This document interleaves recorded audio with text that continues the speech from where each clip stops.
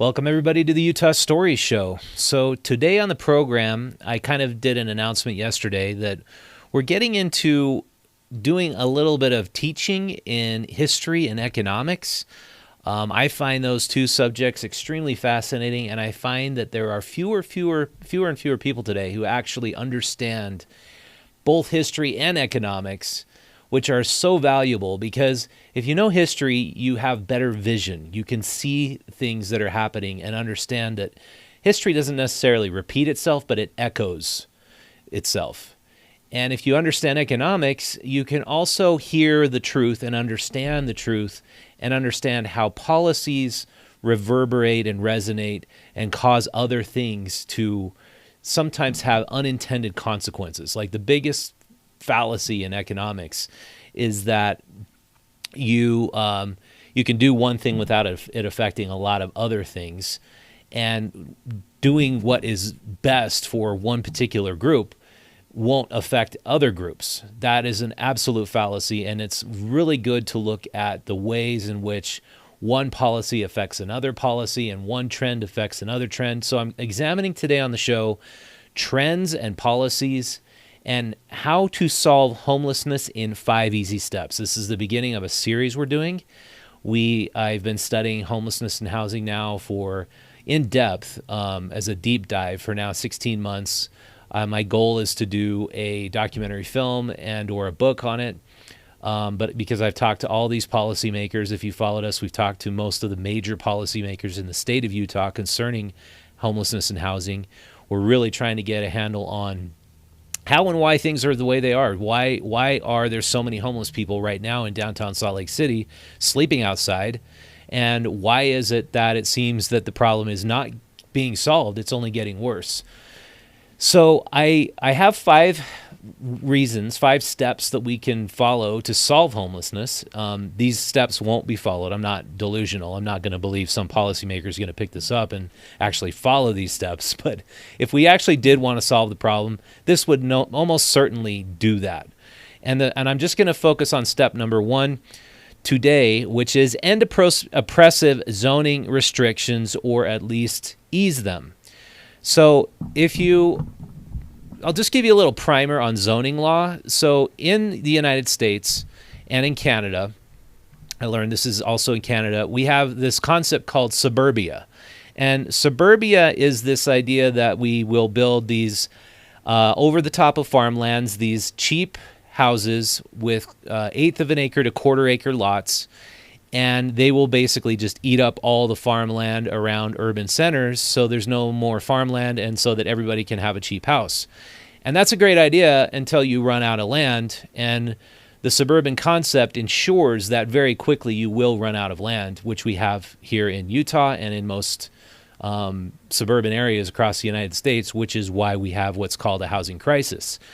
There's just no more land, no more cheap land, and it also eats up resources really quickly. To put infrastructure in place to feed suburbia is very expensive. Asphalt, power lines, water lines, sewer lines.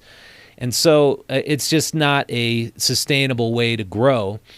And so, but that was all created by design. There was this idea back in the 40s that called Euclidean zoning, and that zoning policy ensured that there would not be many lots for poor people. All the lots had to be on 1/8 of an acre, and that way people would, you'd basically zone the poor people out. The poor people would have to live in tiny apartments or condominiums, and you would keep poor people out of the suburbs. And then at the same time, in the 1930s, they also zoned out of existence tenement housing. And tenement housing was this idea that you could, and I want to show these slides. Let me do a little adjustment here with Troy. Tenement housing was this idea that you could have rooms in a building, and it's just a room you're renting, and you would share bathroom and kitchen facilities, and that would be okay. They outlawed that because there were too many poor people doing tenement housing in places like New York and Chicago and Detroit. And the immigrants who would come from Ellis Island often lived in tenement housing, and a lot of them were slums and had bad conditions. But rather than improve tenement housing, they just said, oh, we're not going to allow that anymore, and we're going to make that illegal, that housing type illegal. Because you could solve the problem of the homeless in downtown Salt Lake City literally in a year if you just raised a bunch of tenement housing where you're letting rooms for as cheap as $200, $300, $400 a month. And developers would build it. I'm sure developers would build it because they would make money. And to believe that the government should be the one we should look to for solving the affordable housing crisis is like asking the big giant monster who smashed your town to be the same person to rebuild the town. I mean, it just doesn't make sense. The government is the cause of the problem, and to now go to the government to solve the problem, that doesn't make any sense to me. The free market is what's created the middle class in the United States. The free market with real democracy and real freedom is what allows people to rise up out of the rise up out of the bottom and enjoy wealth and prosperity. And the number one mechanism for enjoying wealth and prosperity is owning real estate, is building equity in a house. Because once you've built equity in a house, you have the freedom to start a business. You have the freedom to change jobs, to get out of a job you don't like.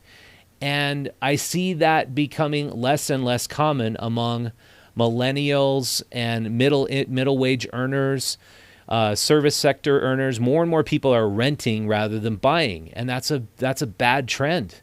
I think owning is a much better way to enjoy the greatest freedoms that America has to offer. So I want to point out three movements that are groundswell movements, grassroots movements, that essentially the elites are trying to stop, which enable people to build equity without living in an apartment and living for very cheap. So on my computer screen, I have a tumbleweed tiny home. If you don't know about the tiny home movement, it's this idea that if you're a single person or even a couple, you can live pretty happily in 300 to 400 square feet. You don't need a big, giant apartment. You don't need a big house. If you have a small house and it's on a wheel like a tiny home, check this out. You can have a little kitchen. You can have a loft area. You can have a little studio office. And then if you enjoy the outdoors, you could plop this thing in near a forest, or you could put it on somebody's property. The problem with tiny homes is they're illegal. You can't build a tiny home and put it on somebody's property because there's no zoning restriction or easement for tiny homes. And I saw some people in Sugar House try to get away with it, and they couldn't. It's just not legal to do this because the elites control our zoning laws, and the builders and the politicians, the developers and politicians are one and the same. They don't want to see things like this because it eats into their profit margins, and it potentially threatens their monopoly on land, on land development. And so the other trend that I've been looking at, which I think is really, really positive, and it's totally taken off in places like Moab, is the van life movement.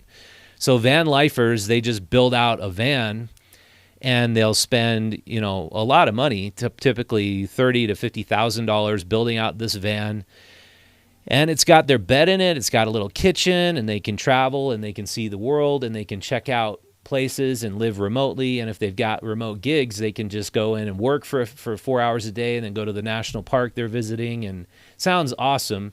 It's not all it's cracked up to be. I think there's been some basically van lifers who wanted to be Instagram superstars, where they show the bad side of van lifing, and it's really kind of tough living in such small quarters, especially if you're not really good friends with the person you're doing that with, as we saw with that Gabby Patinko story in the news.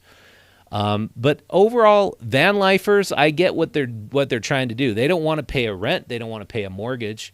They want to enjoy their life. They want to spend more time living in freedom and just using their money to live rather than pay to live in a place. And it makes a lot of sense. And with a van, you're also building equity in that van. If you keep that van nice and you build it out, you keep the engine running well, eventually you could probably sell it for what you put into it, which is a lot better than throwing all your money away paying rent. And so the third trend is the off-grid homestead movement trend, which is there's a group of people who realize that the further away you can live from cities and towns, the less taxing power cities and towns have over you. And so, and if you can live off-grid, if you can live with generating your own electricity with solar panels and then setting up your own septic system and having your own water, you really can live extremely cheap, not needing to earn much money at all. And the one YouTuber I follow is named Sean James. He has a channel called My Self-Reliance, and he puts out these videos where he's building a cabin out in the Canadian wilderness, just him and his dog. I'm going to point this for the people joining me on Instagram. He's built out like his third outdoor structure, and he does it with his dog, and he does it silently, these cool, really cool silent videos. And I've gotten to really like that guy because he's just living his dream. And I don't know that I could do that, and I don't know there's a whole lot of people that could do that, but it's inspiring to see somebody who has this vision for their life, which is, I want to live in the wilderness, close to nature. I want to live closer in contact with where I get my food and what nature can provide for us. And he hunts his own food. He grows his own vegetables. He stores all his own food. And I get that, absolutely. And more people want to live that way. But what's been happening is the elites are buying all the extra farmland, all the extra forest land. And so even rural areas where there's beautiful land, the land prices have skyrocketed. We did a story about how Bill Gates was in a bidding war against the Mormon Church to buy this giant farm off the coast of the Columbia River in Oregon. And it's like the elites want to stop every one of these movements that's going to allow people more freedom, less need to earn income, and more self-reliance. And so I think we need to push back against the elites. We need to say, no, we're going to ease up zoning restrictions. We're going to allow for van life to exist in places like Moab. And we should allow tiny homes to be put down where we feel like it. If we own a property and we're in suburbia, we want to give somebody a shot to live in a tiny home in our yard or in our long driveway, that should absolutely be allowed. So my call to action is, let's start to get involved with our city councils. Let's get involved in our state legislature. Let's let them know that we need to stop NIMBYism, not in my backyard movement, and we need to start YIMBYism. We need to start allowing the middle class to stop shrinking and give the middle class and the lower working classes more mobility to continue to build wealth, so that essentially the great reset doesn't happen. So you're not one of those people who never owns anything and wonders what happened to all your freedom and autonomy and where that all went in the United States. And so with that, thank you so much for watching. I appreciate all of you who are subscribing to the magazine and who have subscribed recently.